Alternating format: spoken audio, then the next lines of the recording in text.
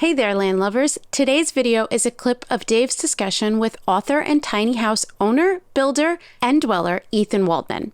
If you're curious about how to build your tiny home or are just interested in the process, then this video is for you.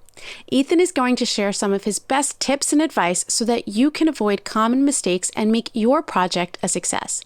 Be sure to check out the show notes for links to more information and the full discussion. Yeah. What about other things, Ethan, you can pass on to people from your experience building, especially that first round that would be good for folks to know? Sure. Yeah, I mean, I would first, encourage someone, especially if they've purchased land from you or they're thinking about purchasing land that they own, is to explore, probably what they've seen of tiny houses are tiny houses on trailers, tiny houses on wheels. The industry is kind of moving to call them movable tiny houses rather than tiny houses on wheels. That's more... It's more of a regulatory thing, and also when you say the word wheels and you're approaching like local zoning and planning boards, the wheels is what scares them. Movable isn't as scary. A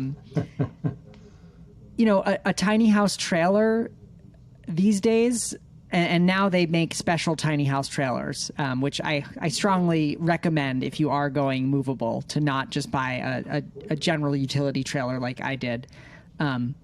But consider they're like $5,000 to $10,000. So depending on your climate in your area, if you can get away with building on like post and piers, or even just having an inexpensive concrete slab poured for you, that can save you thousands of dollars on your build. And of course, then you don't have a house that's movable. But if you own the land, you don't necessarily need the house to be movable, and then you're freed of some real constraints that you get with the tiny house on wheels, which are, if you want to be able to move it easily and legally, you can't be wider than 8.5 feet, and you can't be taller than 13.5 feet to tow it down the road without having to get a special permit or a chase vehicle. As it gets bigger and bigger, the requirements get bigger and bigger. So, in 13.5 feet, it's also accounting for the fact that however tall your trailer is off the ground eats into that 13.5 feet. It's very difficult to have a second floor that you can actually stand up in and still be under 13.6. So, when you build on the ground, you don't have that problem. Nobody tells you how tall your house can be. I mean, of course, you don't want to go too tall, but right. Yeah. Huh. So good lessons. Let me just try and summarize. Number one, watch the height. Yep. Watch the width too, of what you're doing. Be thinking about, do you want it to be movable on wheels, or do you want to be able to have a foundation with which to lie in? In terms of like, was there anything major I was missing there, Ethan? Just summing up some of your advice. You got the two there.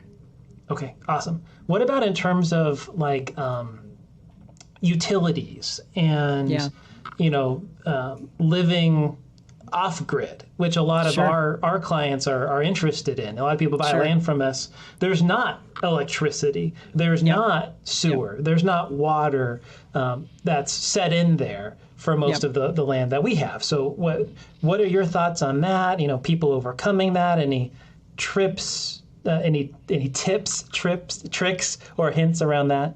Yeah.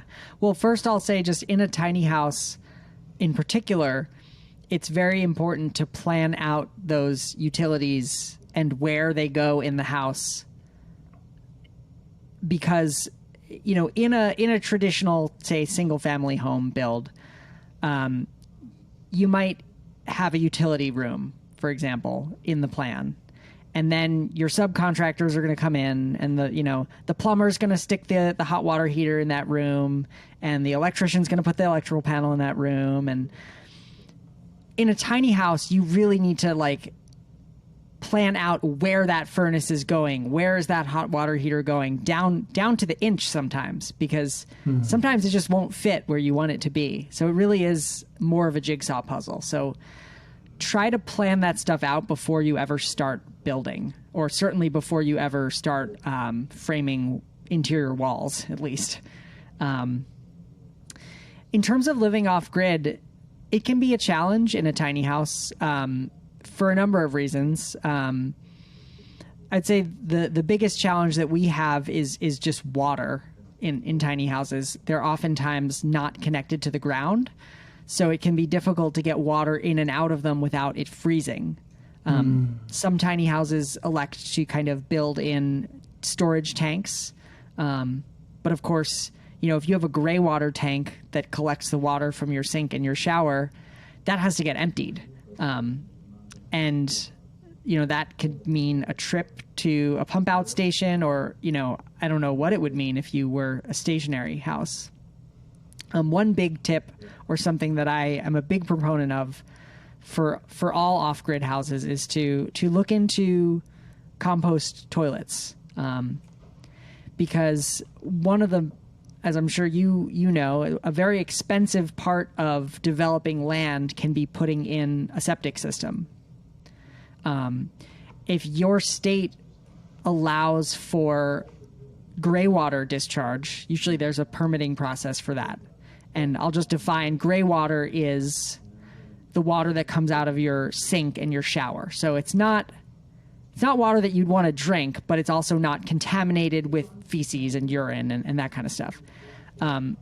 If you can discharge your gray water legally and safely, and then use a compost toilet, that can save you a lot of money and not having to put in septic. Good. And that's good a thoughts. lot of tiny houses use compost toilets for that reason. Interesting. Huh. Yeah. No, and if you're gardening, well, you got some compost possibly. Yeah, exactly. Which I is- mean, I highly recommend for anyone interested in that realm to check out this book called The Humanure Handbook. Just like human manure, but humanure. And it's by this guy, Joe Jenkins, who I've actually had on my podcast. I can share the link to that episode. And, that is the book that will both convince you why you should do it and tell you how to do it safely. And also, and how to do it safely if you want to use the compost for gardens. Because there is a process to making sure that it's essentially safe for, contact with your garden. No, thank you for that, Ethan. Yeah.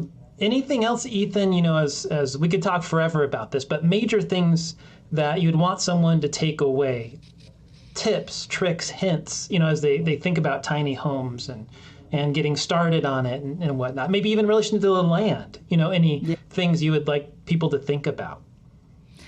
Well, yeah, I think that like a land purchase, I'm sure this question can help guide, is just like to really stay connected to your why, like why you're doing it, will help to guide the design and building of the house all the way through. Don't just build a tiny house for tiny's sake. Just, figure out what drives you, be it financial or you want to live really lightly on the land, so environmental, or you want to be able to travel. Just like if you keep one or two of those things in the forefront, it will really help to guide your design and build experience.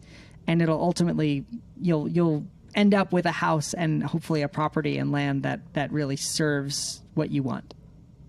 No, great thought. Keep the why in mind. I love it.